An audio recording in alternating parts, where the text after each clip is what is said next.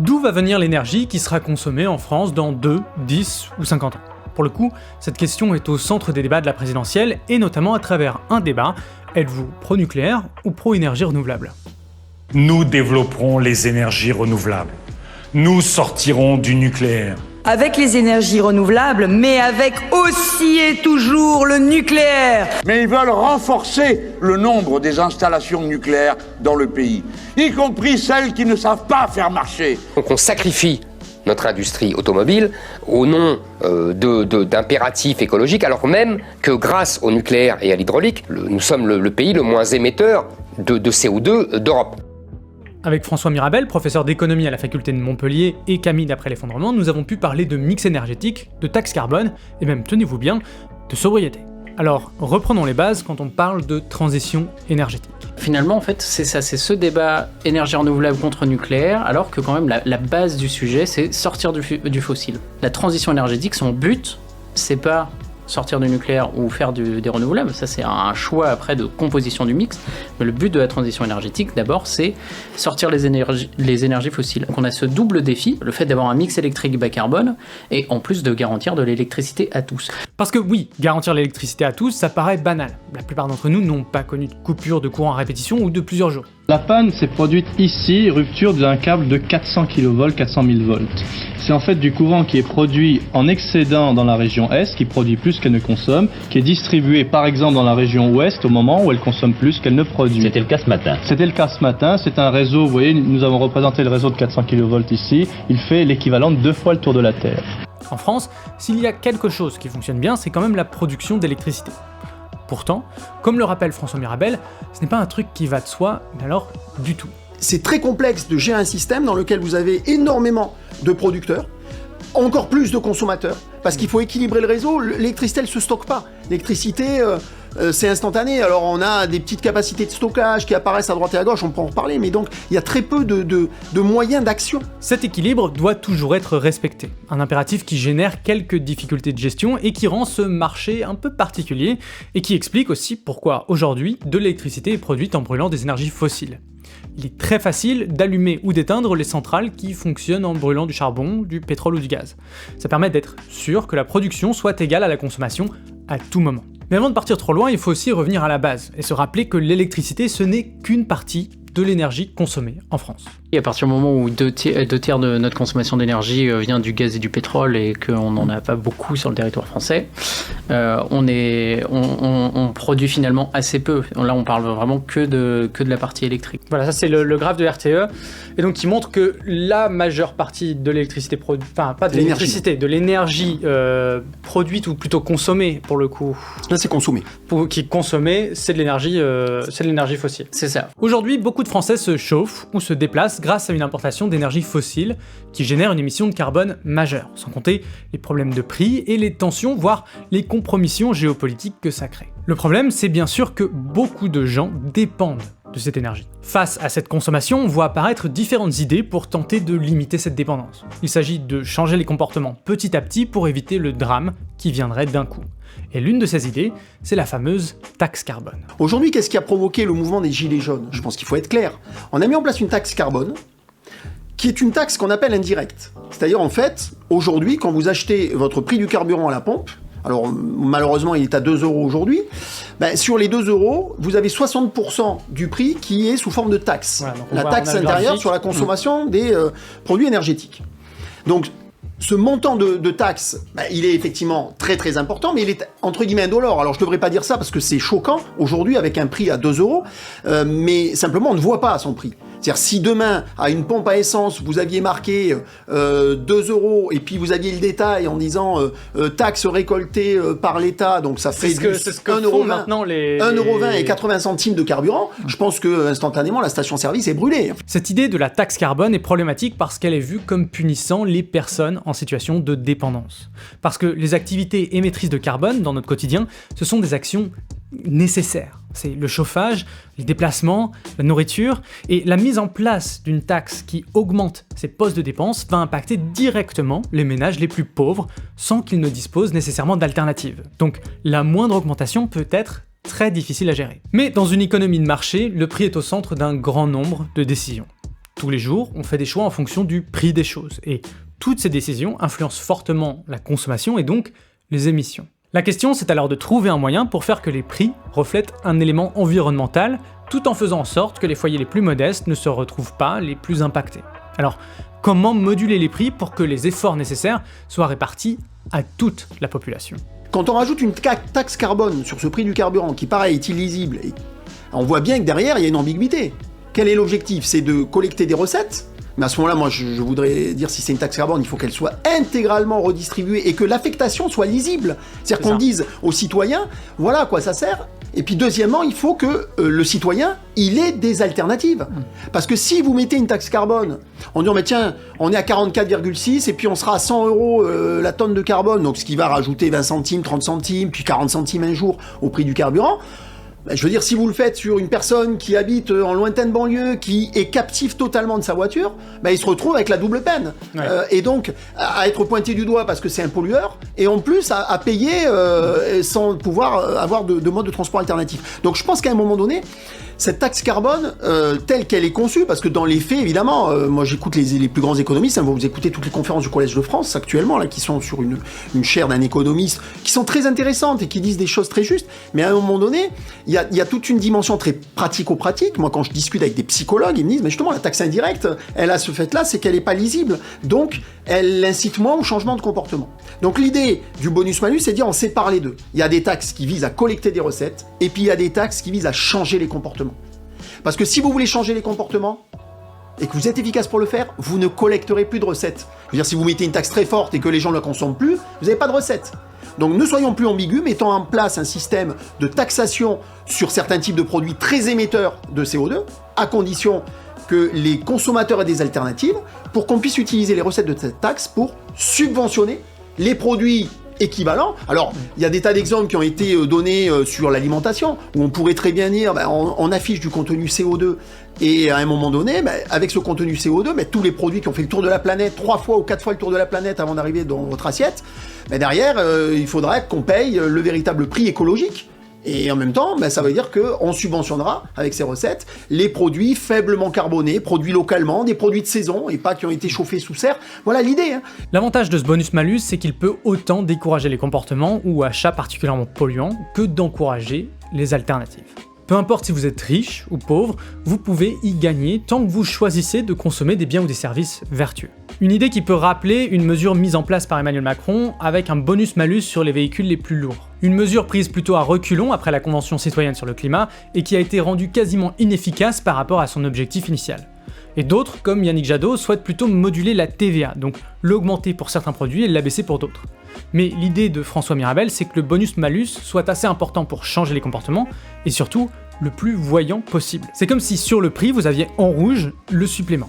Et cette transparence fait partie de l'objectif. Je peux acheter des fraises au mois de décembre, mais elles ont certainement été chauffées sous serre ou elles viennent de l'autre bout de la planète. Donc à ce moment-là, il faudra en payer le prix écologique. Et l'ensemble des recettes supplémentaires de ce malus, quelque part, il sera utilisé pour subventionner les rennes des rainettes qui ont été produites au Vigan ou qui ont été donc produites ça dans les veut dire 40 centimes de plus sur les fraises et 40 centimes de moins par sur exemple. Les pommes. Voilà. Mais c'est tout un système à penser. Mais à un moment donné, moi, ce que je reproche dans la vision qu'ont les politiques de ce qu'est une taxe, c'est de dire taxe tout de suite c'est non-acceptabilité. Cette idée du bonus-malus s'inscrit clairement dans une volonté de changer les comportements et de changer les modes de vie.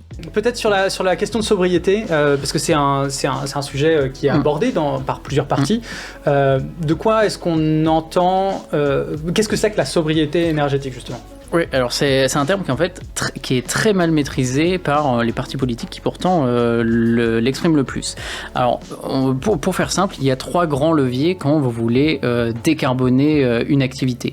Il y a le fait de simplement changer le mode de consommation. Vous avez une machine qui fonctionne à essence, on la fait passer sur de l'électrique bas carbone, donc l'éolienne, ça va être la solution technique qui va résoudre ça. Vous avez la solution de l'efficacité, c'est-à-dire que votre machine qui consommait 10 litres de pétrole, vous allez l'améliorer, en fait elle va en consommer plus que 5. Et vous avez la sobriété. Et la sobriété, c'est se passer d'un usage ou d'une ressource ou d'un confort pour justement consommer moins. Et souvent les partis politiques utilise par exemple la rénovation thermique des bâtiments en disant, vous voyez, c'est plus sobre. Mais ça, c'est pas de la sobriété. Ça, c'est de l'efficacité thermique. C'est-à-dire que vous avez mieux isolé un logement. C'est-à-dire que pour la même quantité d'énergie, on chauffe pareil. Non, je voulais d'abord revenir peut-être sur la sobriété. Enfin, moi je suis tout à fait d'accord et je pense que derrière la sobriété, il y a toujours les changements de comportement et derrière l'idée qu'on rentre dans l'écologie punitive. Mais je pense qu'à un moment donné, il y a un juste milieu. C'est-à-dire qu'on peut très bien demander aux gens de changer leur comportement ou de mettre en place des instruments économiques pour les inciter à changer de comportement sans être obligatoirement dans l'écologie punitive. C'est pas de mettre en opposition le progrès technique, l'innovation avec les comportements. Au contraire, c'est de dire, bien sûr que le progrès technique va jouer son rôle, que ce soit dans le nucléaire, dans les énergies éoliennes, il y a certainement des scientifiques qui sont capables aujourd'hui de relever des défis techniques. Mais il faudra aussi, et ça c'était un message très fort d'Edgar Morin qui s'est désolidarisé et du coup qui a écrit un petit article là-dessus et qui a dit, mais finalement, il faut aussi changer les comportements. Et là, on est dans ce qu'on appelle la soutenabilité forte. Les personnes, à partir du moment où on te fixe une limite, t'as envie de comprendre pourquoi en fait. Et si ça te paraît insensé, effectivement, tu vas pas être d'accord. Et c'est tout le rôle justement de la pédagogie sur ce type de sujet, de montrer que la contrainte, elle fait partie du jeu et que la contrainte, elle va nous amener aussi du positif. Souvent on parle d'écologie en plus liberticide. Moi, ça m'embête beaucoup avec cette notion, c'est que, par exemple, quand on réduit la place de la voiture en ville, je diminue une liberté de mobilité, mais en fait, la pollution induite par la voiture en ville, dans les centres de métropole, c'est 15 mois d'espérance de vie en moins, selon Santé publique. Pour d'autres et c'est une liberté de vivre sans... Il y a une difficulté pour les gens à comprendre que restreindre et potentiellement permet justement de diminuer des externalités qui sont liberticides. Moi je pense que d'ailleurs souvent les personnes mettent en avant en disant oui, vous nous ôtez leur liberté. C'est pas tant un amour de la liberté qu'ils ont, c'est surtout une haine de la contrainte, une haine des limites. On rentre dans et on va rentrer malheureusement, la transition énergétique c'est ça, dans un monde où on va de plus en plus voir les limites. La zéro artificialisation c'était exactement ça d'ailleurs, c'est le même sujet. On rentre dans une période où les limites vont faire partie des règles du jeu. Et là, on est dans une période de transition où c'est une transition culturelle. S'il y a une haine de la contrainte, elle passe souvent par une difficulté de percevoir les contraintes justement imposées aux autres. Les débats sur la voiture et notamment sur sa place en ville, la pollution et sur les dangers qu'elle génère sont particulièrement instructifs sur ce point. On peut maintenant revenir à la question qui a été au cœur de beaucoup des débats lors de cette présidentielle, le mix électrique. Camille, d'après l'effondrement, a réalisé un travail très intéressant d'analyse des programmes des différents partis. Avant de le laisser expliquer ça, je dois juste rappeler que RTE, des associations et plein de différentes organisations produisent des scénarios. Il s'agit d'envisager des futurs différents. Une France où en 2050 tout le monde circule en voiture électrique n'a pas les mêmes besoins énergétiques qu'une France du tout en train. Et on peut faire ça en prenant plein de scénarios différents. On peut imaginer qu'on double de population, qu'on devienne tous des mineurs de Bitcoin, on peut tout imaginer en fait. La seule contrainte, c'est seulement d'imaginer aussi comment on produit l'électricité nécessaire à ça. Et en récoltant toutes les déclarations des différents partis, Camille a pu retracer justement les différents scénarios et nous les expliquer. Pendant le live, je lui ai demandé de se concentrer sur 3 partis qui recoupent différentes tendances. La France Insoumise, La République En Marche et le Rassemblement National. L'analyse des autres partis est à retrouver sur le compte Twitter et Instagram d'après l'effondrement. Pour commencer par la France Insoumise, le scénario qu'il vise, c'est de produire un petit peu plus d'électricité qu'aujourd'hui. En 2050, ça serait à peu près... S'ils réussissaient à instaurer leur mix, ça serait du coup 21% d'éolien terrestre, 35% d'énergie solaire. Donc là, vous avez une idée de un petit peu ce qu'ils proposent. Et à droite, en fait, vous avez les limites socio-techniques. Donc j'ai repris celle d'RTE concernant les mix renouvelables, nucléaires. C'est-à-dire, je reprends les critiques de RTE sur en fait les défis à relever. Parmi ces limitations, il y a par exemple le recours à des énergies intermittentes, qui exigent des capacités de stockage, donc il faut trouver des solutions là-dessus. Et une autre de ces limites, c'est d'arriver à construire les infrastructures, donc les éoliennes en mer ou sur terre, qui se heurtent parfois à des réticences. Bref, il y a plusieurs obstacles à ce projet, mais une des limites les plus importantes qu'a relevé Camille, c'est peut-être celle-ci. Quand la France Insoumise nous parle de sobriété en disant en fait on va résoudre ces problématiques en consommant moins, et qu'en même temps il y a tout un discours sur la réindustrialisation, c'est oublier qu'en fait les politiques de réindustrialisation, elles nécessitent un surplus d'électricité encore plus. Donc c'est-à-dire qu'il y a un moment où il va falloir choisir, c'est-à-dire votre scénario, actuellement votre trajectoire, elle met en cause vos propres objectifs, notamment de réindustrialisation. La République En Marche, alors ça a été assez facile parce que Emmanuel Macron a fait un discours du coup à Belfort, donc je l'avais appelé le scénario Belfort, où il détaillait point par point à peu près comment est-ce qu'il voyait le mix en 2050, donc ça permet d'avoir une vision assez cohérente. Par contre, il y a effectivement beaucoup de défis. C'est-à-dire qu'on a réévalué nos ambitions d'éolien en mer. L'éolien en mer, actuellement, il n'y a aucun parc d'installé en France. D'ailleurs, quand vous regardez les trajectoires de production et d'installation, on est sur quelque chose d'ambitieux. Faut relancer une filière nucléaire pour les pousser au maximum de leur capacité actuelle. Il y a différents questionnements. Et aussi, je l'ai mis dans les limites, c'est que ça fait partie des partis qui ont un discours très réticent sur la sobriété. Et si on veut s'en passer, ok, mais en fait, on fait avec une contrainte de plus. Si on veut pas modifier les usages, si on a un discours réticent dessus, c'est faisable, c'est faisable, c'est juste que vous rajoutez une nouvelle barrière sur votre route et il va falloir justement que vous arriviez à déployer des processus industriels pour la surpasser. Le Rassemblement national, donc, qui est assez hostile aux énergies renouvelables, pas vraiment de plan sur le solaire. Oui, parce que là on voit, il n'y a pas de vert du tout. Non, il y a même un projet, c'est le seul parti quasiment à l'assumer, c'est-à-dire de démanteler l'éolien. Et une autre limite de ce mix, c'est que ça devient un petit peu la solution de facilité, c'est qu'on incluait de l'hydrogène, sachant que l'hydrogène, il faut une source d'électricité, une source d'énergie avant pour la produire. C'est-à-dire que l'hydrogène que vous voulez dans votre mix énergétique, il va falloir de l'énergie auparavant pour en avoir. Là, on est sur un mix qui répond à ses propres objectifs, mais en fait, qui le surpasse, a priori. Oui, qui le surpasse largement, mais qui est assez, qui colle pas dans ce cas à la réalité des faits ou ce que les experts de la filière peuvent dire. Et actuellement, la position de RTE, c'est qu'on ne peut pas sortir du nucléaire rapidement si les personnes veulent sortir du nucléaire, parce qu'on mettrait en cause l'approvisionnement énergétique. Pour ce qui est des énergies renouvelables, ceux qui voudraient s'en passer, en fait, on a passé le cap. Se passer des énergies renouvelables, c'est mettre en cause en fait nos objectifs climatiques tout court. Pour avoir plus de détails et pour avoir accès à l'analyse des autres parties, je vous invite à aller directement sur les comptes d'après l'effondrement. La décarbonation de l'économie est un des sujets majeurs pour les 30 ans à venir, malgré sa faible place dans cette campagne. Et pourtant, le coût de l'énergie et surtout des énergies fossiles augmente alors qu'une majorité de Français sont encore dans une situation de dépendance. L'urgence n'est pas seulement climatique, elle est aussi économique, et ça, il est temps de le prendre en compte. Mais si nous avons eu le droit à des débats sur les questions nucléaires et renouvelables, les différentes parties s'arrangent beaucoup avec les faits et les recommandations des experts qui font aujourd'hui tourner le système électrique actuel. Le mix énergétique proposé par les 12 candidats ont tous tendance à oublier un des 3 piliers.